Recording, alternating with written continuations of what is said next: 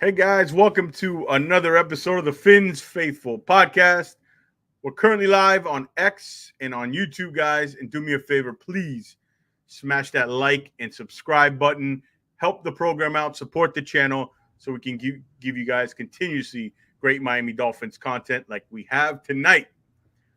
Tonight's episode, we're going to talk about that, whatever you want to call that, embarrassing loss last night to the Tennessee Titans.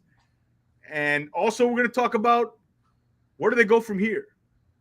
And I'm telling you guys, all the Dolphin fans listening to this show, it's time to hop off the hope train that guys like my guest here, who are season ticket holders, have bought. My man Kenny, longtime supporter of the show. Kenny, thank you so much, brother, for coming on. How are you doing tonight? Thank you, George. Thank you. No, it's a pleasure coming on. I'm super happy you asked me to come on. I was just telling you now, man. 14-3. That's all I see from this point forward. So, I don't know what your analysis was. So you're the definition of the hope train. You are the hope train. You're buying the Kool-Aid. Man. I mean, we're gonna dive into it now, man. Just a frustrating night.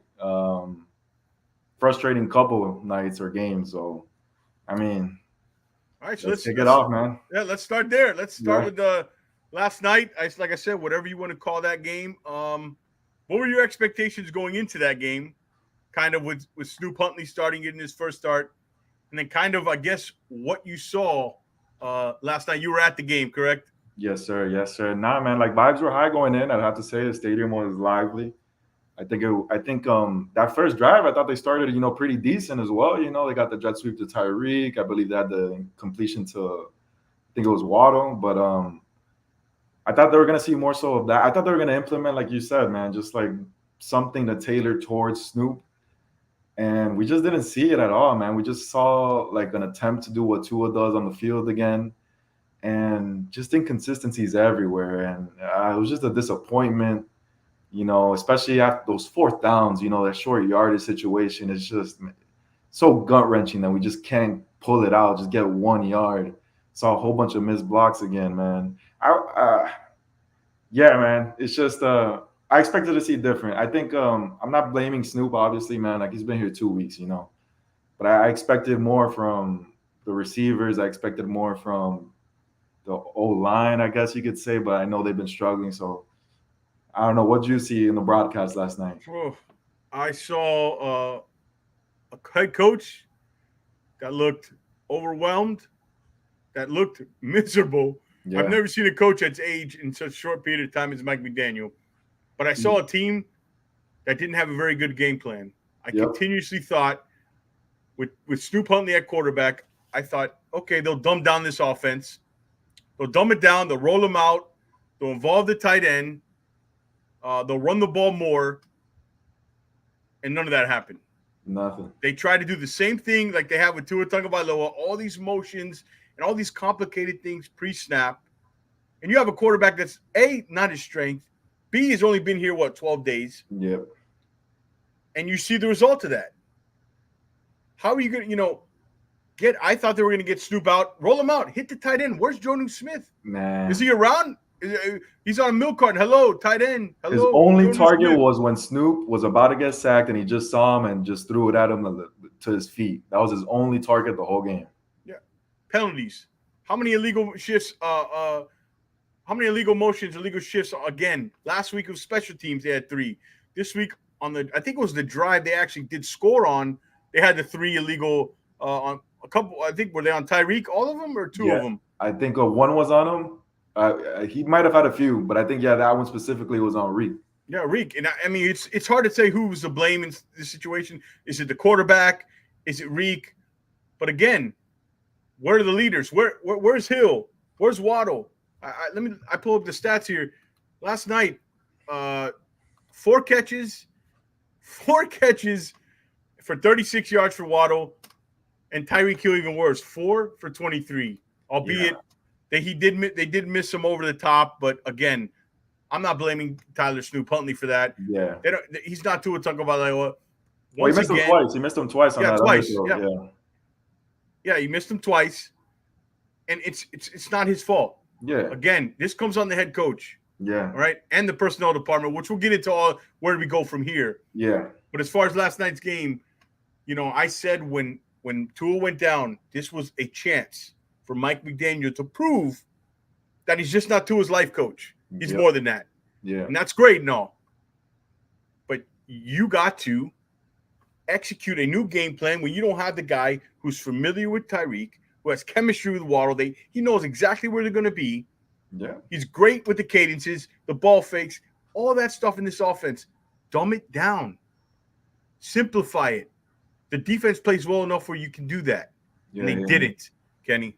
I don't know what you saw out there. Anything to add? I mean, was there anything positive to take out of that game? Well, look, man, I'll say this, man. My only gripe not my many gripes, but Reek, man, that fumble, man.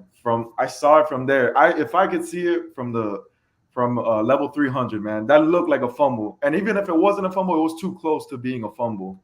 And for you to just give up on the ball like that, not really knowing, I mean, come on, man. We're paying you to at least kick that ball out, man. We're paying you to catch that ball, but the very minimum, you got to kick that ball out. Oh, man, yeah, just the O-line, the offense, man. It's just, again, abysmal. HN looked rough out there. On offense, I mean, yeah, man, at the moment, I can't really think of anybody that really just stood out or had any type of positive play, really, man. And just like I was telling you, man, like Reek, like I was like, man, like if we can't get Reek going, let's get Waddle going. And as soon as I say that, he drops a deep route to the inside, like they're in the middle of the field, man, and he drops it. I'm like, man, like just nothing's going right. I will say at least like the defense, man, I think is probably the positive of the team. I love Jalen Ramsey, man. Like Jalen Ramsey, like he brings it, man. And you see it more like live, man. You see how much he's like running around, actually putting in the effort. Like, you know what? I'm glad he got his bag because you see it on the field. I'm sure you see it on the broadcast as well. I see it like week in, week out. So, and he's a dog, man. Yeah, he's a leader. He's a true leader. One of the true leaders of this team. Calais Campbell, when he gets his snaps too, man, he's in there. I know he missed some tackles in the backfield last night, but he's in there, man. When he gets his snaps, I know Sealer had 2 plays that he had a tackle for loss, but I don't really remember seeing him too much. Chop was inexistent last night. I think I didn't really see him out there, and JP. Unfortunately, and when I did see him, I saw him get that one run that Tony Pollard had. Oh my! They ran at Chop, and it was Anthony Walker Jr., I believe, who was in there for David Long, who kind of missed the hole there, kind of whiffed on the tackle, and Chop, again, I agree with you. The positive is the defense. Yeah. They play hard. They just give up those big plays, They give up that big play. They usually last like 3 quarters, and at the end, they kind of give it up. Yeah. But you can't blame them, dude. The offense has got, they can only especially hold without for David so Long either, man, like that to plug that hole, So I thought they did that. They did, above average, I'd say, until, the end of the game, with that weird onside kick thing that happened. I was like, I didn't understand who got the ball after that. Yeah, I was like, so I just kind of, throw that to the side. But yeah, I agree. Yeah, I guess that was the positive, the defense, and just so many more questions coming, man. So many questions. There's more questions than we have answers to. And again, when I tell you about the hope, brother, they're gonna sell it to you, and they're gonna keep selling it to you.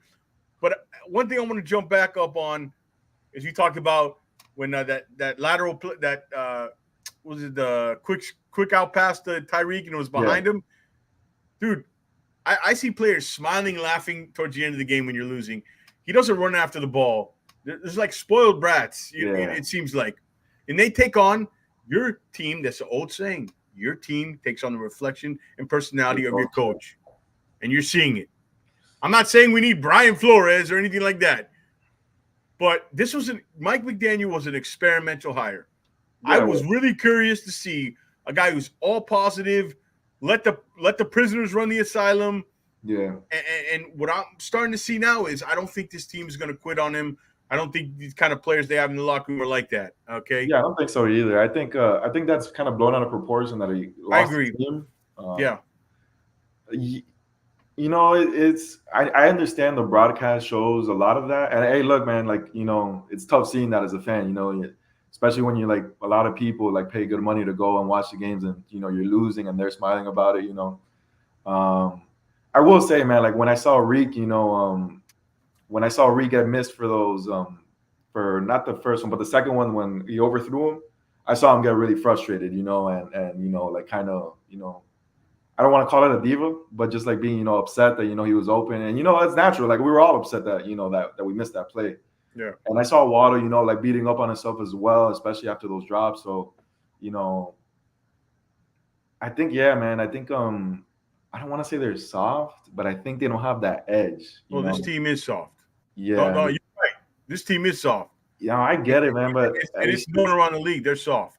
Yeah, man. I just want to see that edge, like you could be flashy and stuff, but like I want to see that edge, and when it comes down to it, like, yeah, at the end of the day, you gotta play that big boy football, running down your throat when it matters the most, when you need a yard or two, Kenny, can they? Do they have the for that? That's the question, It's just a whole bunch of personnel that,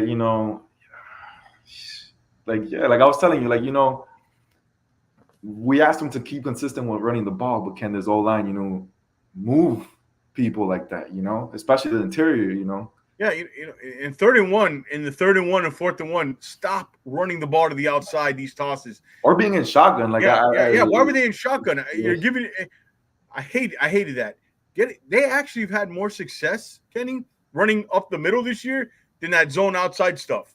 Yeah, and I think that's because Moster's been hurt. Because I know Moster eats on that. He eats on that. Yeah. Moster's been home. A-Chain was better at it last year. He was great at it. And this year he's been way, but that could be attributed to not having Robert Hunt or Isaiah Wynn out there. So and Connor Williams as well. Even though I like Aaron Brewer, I don't think Brewer's been bad. No, but Robert Jones is the weak link. Yeah, he's pretty bad. and then Liam hasn't been the best, but you know what? He hasn't been the worst either. So I thought Patrick Paul was okay last night. A couple of plays. I didn't notice him. Did he give up anything last night?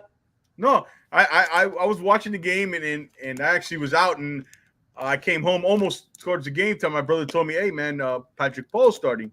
Yeah, I noticed. Yeah, and there was a couple things I noticed. He whiffed on that one sweep, jet sweep to Tyreek, where Tyreek couldn't turn the corner. He missed on a block on the second level. Yeah. But other than that, I mean, there was a few things.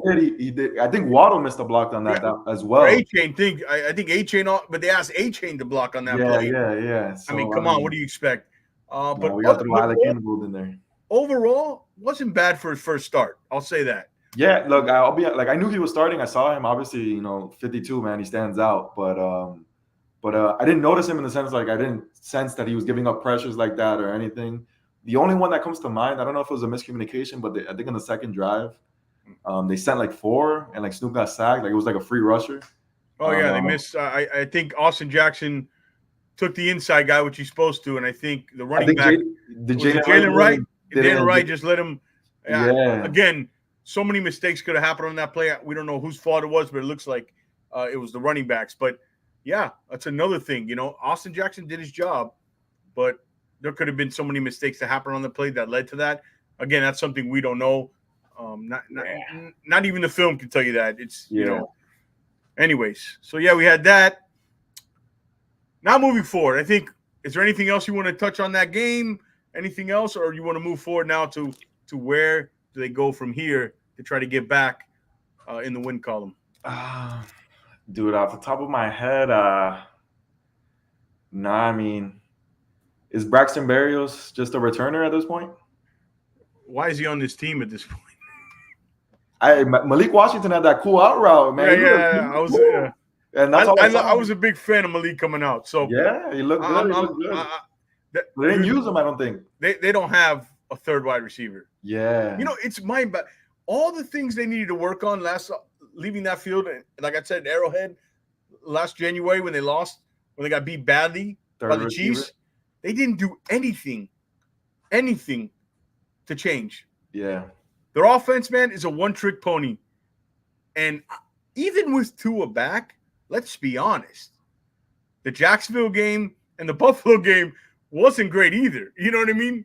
Now, Tua, obviously, in this offense are going to be better. Yeah. And we'll talk about I agree. what I think is going to happen going forward. But, there's no counter. I had Dante Collinelli on a guest a few weeks ago. He had a great line. He says this team is a fastball team, and they don't know how to adjust until that secondary pitch, a changeup or a curveball. Mike McDaniel hasn't shown he can do that. Yeah. And now everybody wants to take the play calling away from him. That's just the beginning of the end, bro. When you start hearing, let's take the play calling away from the coach, that means the beginning to the end, brother. I'm telling you that. I've been around this a long time. That's what that means. No, all right. So I guess let's move forward here. We got New England next week. How do they fix this? How do they get, what was it, New England bye week, then the Colts, I think? Colts, yeah. How do we get to 3-3?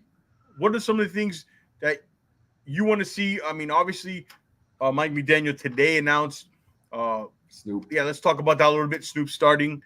Jalen Phillips, we don't know the extent of the injury, but he will definitely not be playing versus the Patriots.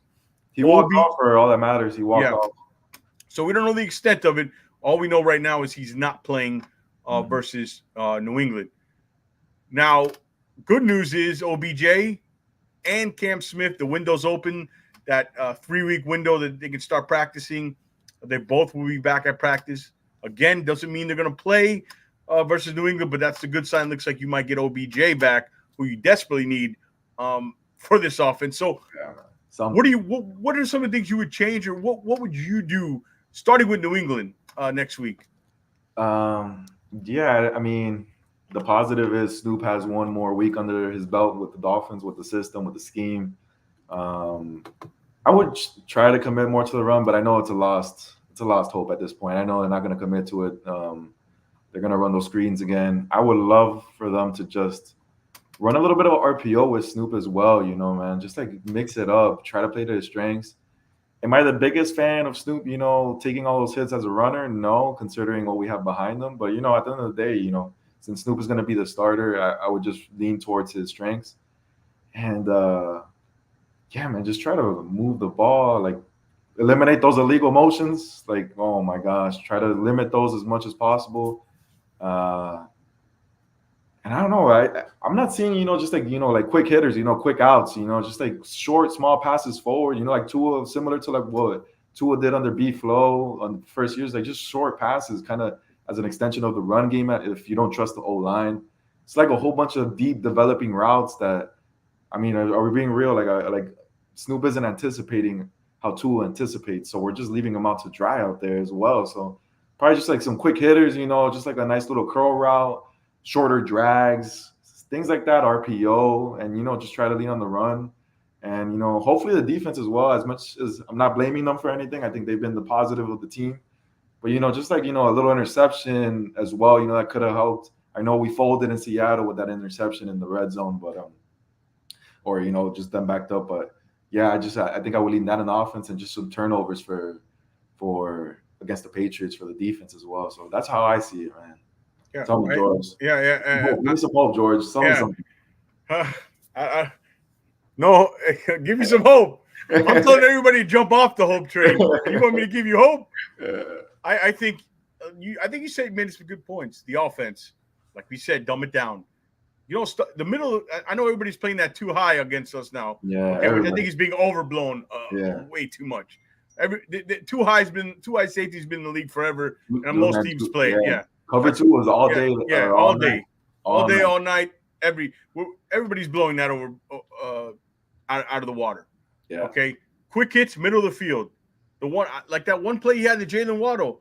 He had one night. Jalen Waddle had a nice catch in the middle of the field. The middle of the field's open. Open, yeah. Quick hit, tight ends. You said it best. The Tua B-Flow offense. With the Fitzpatrick, short stuff, short quick routes. Move the ball. Roll Snoop out. Get him out of the pocket. Have that run throw option.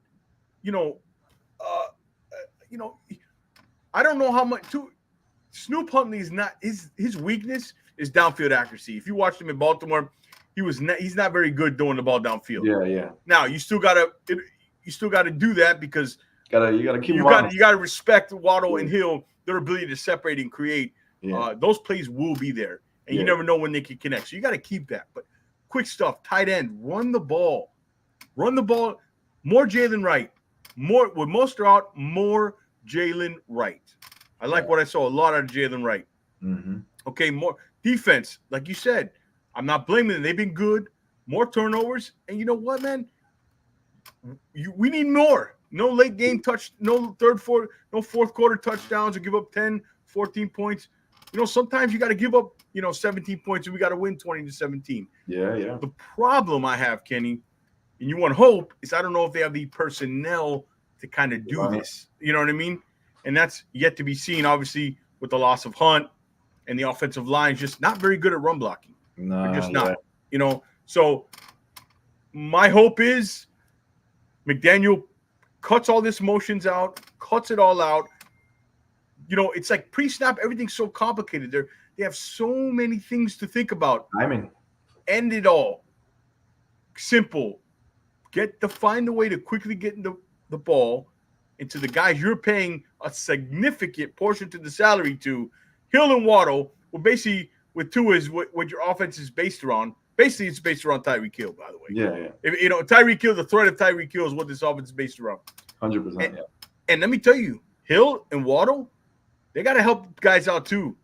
They drop big passes in big games late in the season, and when Tua's out, I know their timing might be off, but they got to make plays for these quarterbacks. A lot of time the ball was there. I know he missed his throws, but a lot of time the ball was there, and you got to make them when they come, man. Yeah, and they're getting mad at what? What do they expect from Tyler Huntley? Yeah, what do they expect from Skylar Thompson? Yeah, you guys are making the money. No, man, 100%, man. And I had to hey, man, I love Reek, man, but I had to mute you, bro. I can't be listening. I can't be reading those tweets like "give it all you got tonight," and I see the same thing week after week. Hey, man, so you go off. Reek goes off. But just important, critical moments, or when we need it the most, when we don't have our QB1 to have those blunders, man, I'm sorry, man. I need to see it first when those important moments as well. Especially like a team against the Titans, man. Just like another Monday night loss, the whole narrative behind it, another primetime loss. Just ugly, ugly all around. Yeah, and so the hope, I guess, is this team's got to get to 3-3. If they want to save this season, they got to win these next two games. 100%. I mean, it's still early, all right? It's still early, but they got to beat New England and Indianapolis. They got to get to. It's possible, but this is up to. They got to figure things out. And like I said, I think we can overanalyze all you want. Is dumb down the offense. That's 100%. Basically simplify the offense. You can't run the same thing. Don't be stubborn, McDaniel, and you can't run the same thing that you have when you have Tua Tagovailoa in the game. Okay. 100%, yeah. So now is where we're going to get into the hope train that the Miami Dolphins are going to be selling. And let me tell you how it's going to go down, okay? Because I've seen this story before. Tua will come back. They'll win 9, if they're lucky, 10 games, okay? They'll either sneak in as a 7 seed, or they'll not make it or just miss it. And if they sneak in, they'll lose in the first round. They'll use the excuse that Tua was not healthy. They'll sign a big free agent shiny toy. They'll make a trade, and then they're going to sell the fan base again, all over again, the same thing. And what's going to happen is, and Tua's going to get hurt again, and then the next year is when McDaniel gets fired, and maybe, hopefully, Chris Grier gets fired for once, because there's this bubble, okay? Kenny, let me explain my thoughts on this. Stephen Ross, Tom Garfinkel, Chris Grier, right? Garfinkel is a little bit too much on the football side for my liking, and Chris Grier is a mediocre GM that just wasted Stephen Ross's money for the last how many years. But they're protected, right? Because they know if they pop that bubble and let anybody enter who knows football and can run an organization and construct a roster that's capable of advancing in the playoffs, those two guys shouldn't be around or be diminished roles. So Stephen Ross either has got to finally make a good decision, okay, because he hasn't made good decisions since being the owner of this football team. finally make a good decision. I know he's 80 plus years old, Yeah. and I know he's comfortable with these guys, and that's part of it. Well, there's reports that he wants the Super Bowl though, so Yeah, really right. wants to But see if a you Super Bowl before anything. right, but it's just this train's going to continue. This cycle is going to continue, Yeah, no, and they're going to sell the same thing. You are a season ticket holder, Kenny. You know, you told me you're 25 years old. You've bought the hope. Yeah. And guess what? They'll sell it to you again. And I'm here to tell you, brother, at 42 years old, don't buy it. And you know when you start buying it is when they gut out this personnel department and remove the stench that's been there since they haven't won a playoff game in a quarter century almost? Yeah, too long. That's my thing that needs to happen. I am not going to buy this little pretty present box that has hope filled in it with a bow on it. Don't open it because you're going to get the same result that you've done every year. So unless, to me, under no circumstances, Chris Greer should be back with this team, and then that guy who he brings in to run the football operations, you make the decision on Mike McDaniel. Yeah. What are your thoughts on Chris Greer in that whole situation in the personnel department? Nah, I'm with you, George, man. I'll tell you, man. Like, I think there was a lot of hope, especially after that 2019 season. Just strip it down. You know, we thought we were getting all the cancer out of the building. You know, just strip it fresh, get that fresh cap. You know, and start fresh with with Flo. Obviously, things didn't go how it went with Flo. It didn't go well. And then to be in this position now, after 5 years now. It's rough. I got to say it too, man. Like Greer, I don't think he can neglect the trenches like that, like as much as he's neglected. I know he's let a lot of, I think he's prioritized a lot of wrong things. And I have to agree with you, man. Like they can't be doing the same thing year after year, they got to change something. And the common denominator in a lot of this between all these years is, Greer. And Garfinks, I know they got a good relationship, but Garfinks and Greer, is Ross gonna make that change? I don't. At least with Garfinkel, I don't think so. I think Greer is more likely. I don't think he could survive 2 coaches under his rebuild. I don't think he could outlive them. So I think the first one to go will probably be Greer. I think that's the change that's got to happen, man. And you see people like Louis Riddick, like online, just like presenting. Like addressing all the issues with that we have been, saying all this time, and just for like I don't know if that's your philosophy of how to do things, like just how to like pass up on like all these draft picks or all these players in the draft. I don't know what their philosophy is necessarily, but yeah, it's just been a lot of blunders and like prioritizing a lot of things that sound nice, like you say, it's flashy, it's a nice move, it gets you hype, it brings you hope, but when it's down and dirty. Negative 20 degrees in Kansas City, when we need a yard or two, when we need to get something going, and we can't move the ball. A lot of that has to do with the personnel. A lot of it has to do with McDaniel as well. You got a game plan at the end of the day. You got to adjust to what personnel you have as well. So I still put it on him, a little bit on him. But yeah, man, I'm also gone on Greer, man. I think to laugh at us for having, legitimate concerns about the O-line. I don't know if they're banking on Wynn coming back. I think that's a big drop off as well. But yeah, man, going into the season with Robert Jones in preseason, it didn't look good, and for Liam as well. Come on, man. Like I know Liam hasn't been bad. I want to hasn't been the worst person in the O-line, but yeah, man, just the interior in general has been. Brewer has to basically just make up for who he has next to him constantly, and he's actually been good. He's been good. Like if I gotta say something in the interior, Brewer's been good. So yeah, man, I'm out on Greer, man, as well, man. Just a lot of things.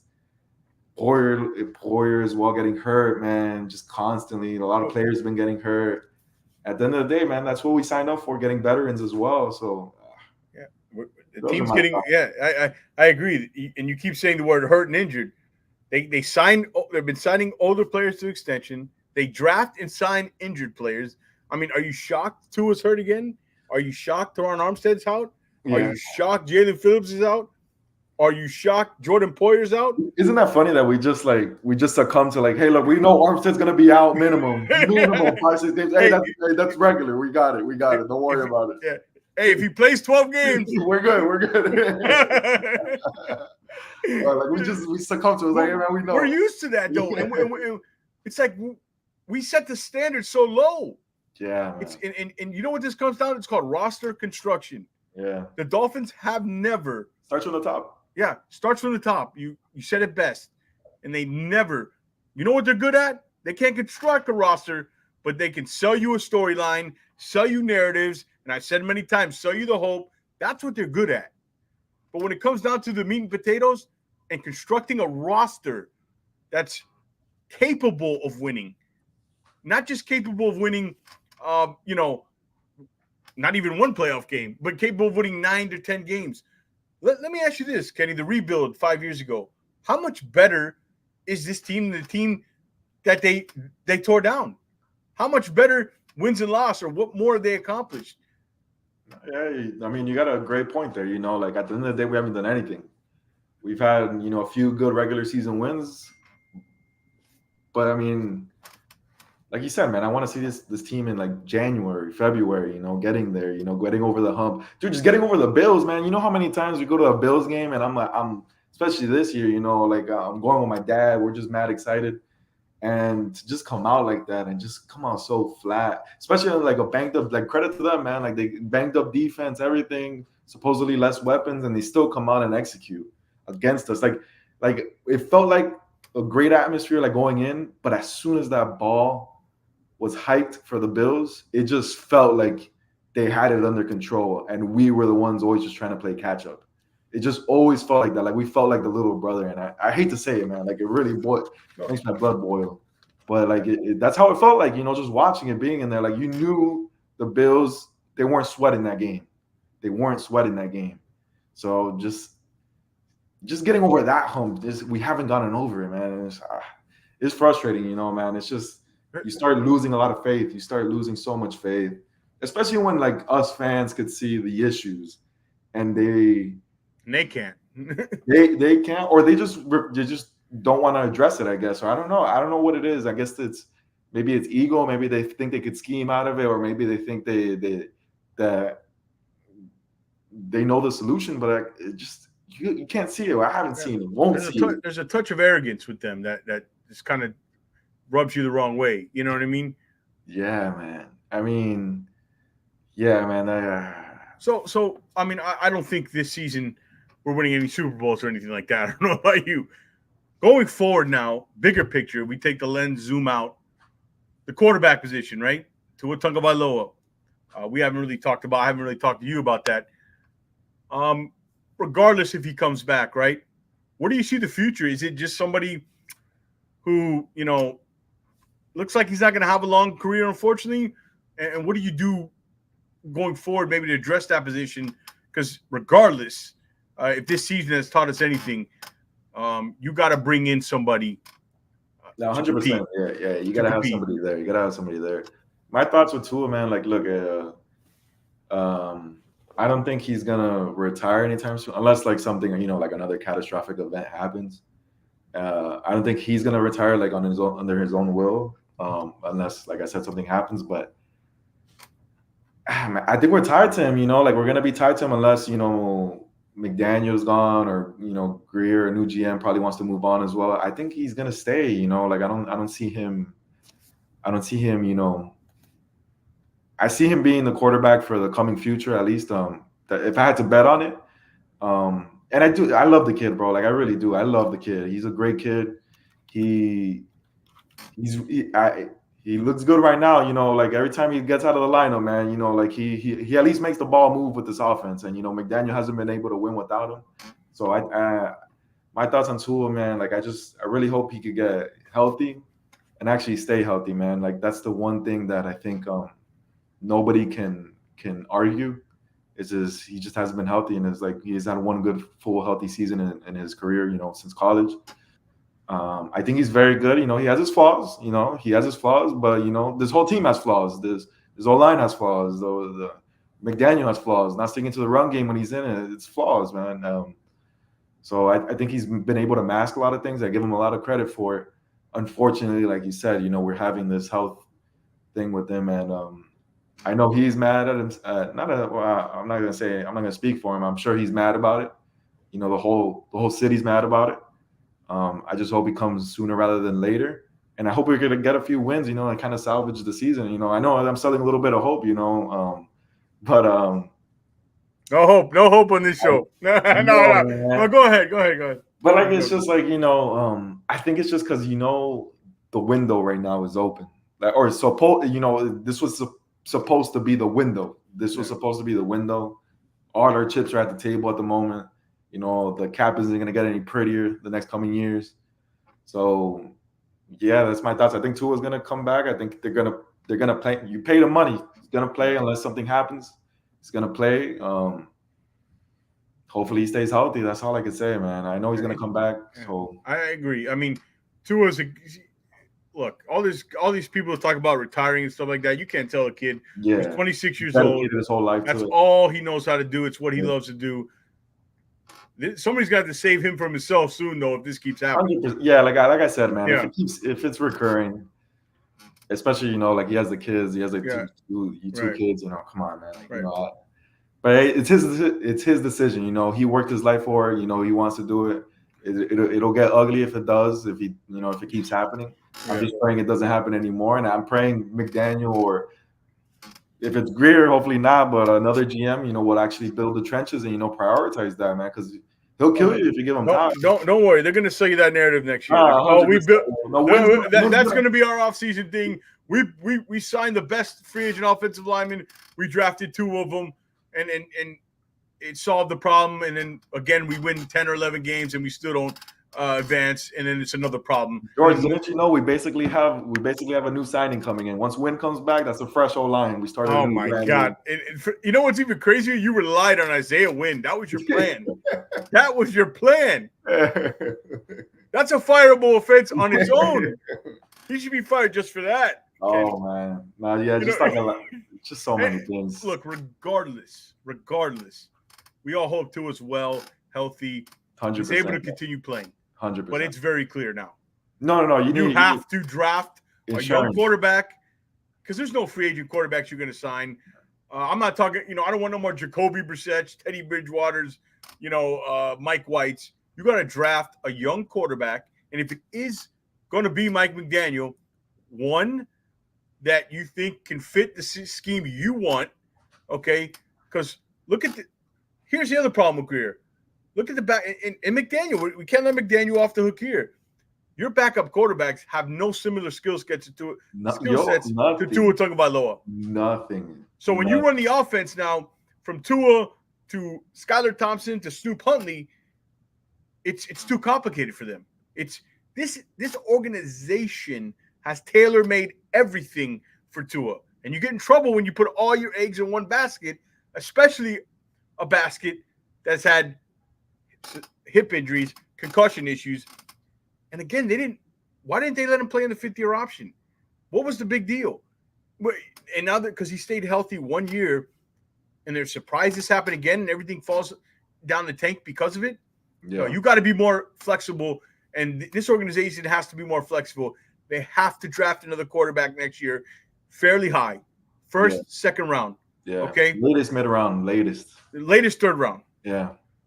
And enough. And they got to bring in a high-profile guy. Another thing that we're on this subject that bothers me a lot is they were so afraid to bring anybody in that quarterback room to mess with Tua's psyche. Dude, Tua's proved he's a good quarterback. You've built his confidence. The Flores stuff is in the past. If you can't bring anybody that has some ability and you think that's going to affect your guy, I got news for you. And you don't got the guy who's going to take you to hold the Lombardi Trophy up regardless. Yeah. So that's that issue. They've been allergic to quarterback competition in this building. That's another thing that irks me about the front office. Man, and look, and Skyler, as much as they praised them and everything, and Goose, it was just he laid an egg when he had to start. And it's been a few years now, and they said he was a proper backup, that they had a lot of trust in him, that he could run the system. And man, he looked like he was seeing ghosts out there. So, is it arrogance, ego? They don't want to bring the controversy of having a high-profile quarterback, like you say. I don't know what it is, but it's just a lot of flaws being found out. Look at all the teams that went with backups. And like when Tua goes down, like, man, that's like, it's like we're flying a plane with no engine. We're just like slowly gliding down, and then you know what? They're shooting at us as well, man, and we're trying to dodge everything. It's rough. It's rough. It's unacceptable, and the whole he's clearly not an offensive genius, okay? Because you should find a way to score. Yeah. Teams have injuries, man. You see it all around the league. You just mentioned what was it last week, the week before? Four teams won with backup quarterbacks. Look what Green Bay's doing with Malik Willis. Hey, look at Sam Darnold. Sam Darnold looks great. It looks like one of the better quarterbacks in the league at the moment. It's crazy. It's crazy. Yeah. Yeah. So that's the point here, the bigger picture point. And going forward, I know it's a joke, and I said, okay, no more selling hope. They're not, but it's true. They're going to do it again. That's all they do. That's all they're consistently good at. Proven otherwise, that's all. And guys like you spend your money on the season tickets and your family and a bunch of other people. They're all they want to do is sell you the storyline and the narrative, and that's been the way for a long time with this organization. Yeah. And I'm telling you, bro, I'm not saying stop going to the games. People enjoy going to the games. Never. And I'll never stop being a fan of this team. But all I'm saying is, man, let the production and the facts speak for itself, and don't buy all this stuff that they're going to sell you, because they're going to do it again. They're doing it all over again. I can already see it happening, and I'm just, as a fan, I'm fed up. A quarter of a century of this stuff, and I'm just telling you guys, get off the hope train. Get off it, and when you see a change in the front office and somebody else running this organization, and then you see moves, you can hire somebody, but you also got to hire the right person, and that's how it changed. I don't know if you're a hockey fan. Yeah, somewhat. Okay, the Florida Panthers, right? I know I've made this comparison multiple times on the show. A few years ago, they went to the playoffs. They were a high-flying team. They knew it didn't work. That style wasn't going to work at the end. They made trades. They got a new general manager, and he made the right moves. And when you'll know right away, you'll know pretty soon if you got the right guy in charge. But the one thing I can guarantee you, Kenny, is they do not have the right guy in charge now. And it's something I worried about when this rebuild started. My question was, I even tweeted something back in 21. I said, we're gonna go through all this, and then we're gonna realize when it's too late. The problem all along has been Chris Greer in the personnel department, and I still feel that way. You have a great point too, as well. Yeah. I mean, but bringing that, just a question for you then. Mm-hmm. So you're giving McDaniel more time. I'm letting the guy you bring in decide if he wants Mike McDaniel as their coach, and if he doesn't, go get yourself a Mike Vrabel or something like that. I mean, the season still hasn't been written yet. Yeah, Mike still has a chance to just what I've seen these last two games, and the inability to adjust and get out coached, and the penalties and the lack of discipline. I like Mike McDaniel. He seems like a really good guy. I like Tua Tagovailoa, but I like the Miami Dolphins more, man. Honestly, I don't care if these are nice guys. I don't go out to dinner with them. I don't know them. You know what I mean? I don't have parties with them. You root for guys like Tua Tagovailoa, but just remember this: Brian Flores got fired because of him. Mike McDaniel also can get fired because of him. Okay, very true. And it's not a knock on Tua. It's this organization stays with guys. Yeah, it is what it is, brother. And this organization stays with guys a little too long, and I don't want to call it the Ryan Tannehill effect, but you wasted 7 years with Tannehill. You knew the deal. I don't want to do this over again with Tua Tagovailoa. And it's not the play on the field. Now, there is some play on the field stuff that I'm questioning now because it's very clear he's not going to be running anymore. So where's his ceiling, right?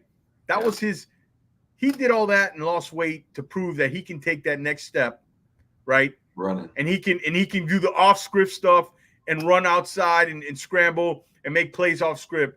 Very clearly now, he's not going to be able to do that. So I think that limits his ceiling and the cap for him. That's something we also got to talk about. He's going to come back, but what will it look like going forward? So that's my thoughts on that. Final question for you, Kenny, before we get out of here.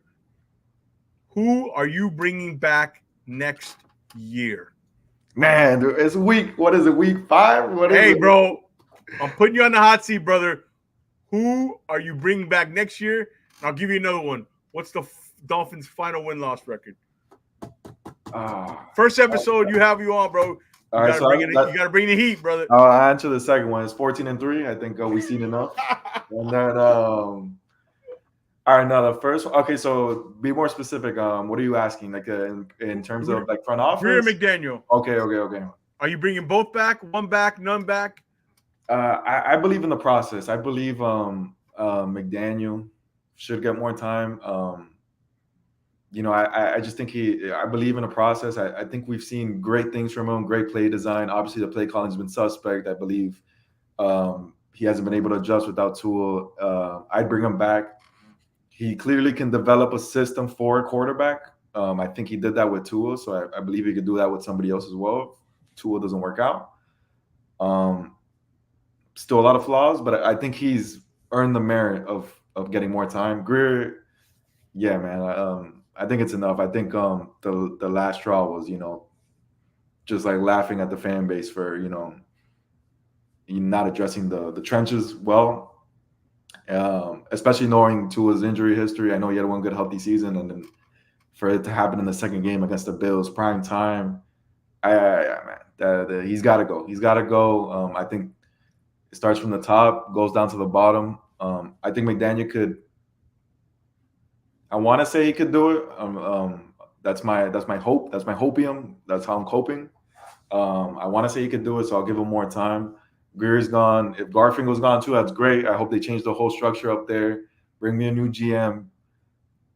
Let's start new. Let's start fresh. Whether that's with Tua or not, with McDaniel or not, let's do it. But if you're asking me, I'm keeping McDaniel.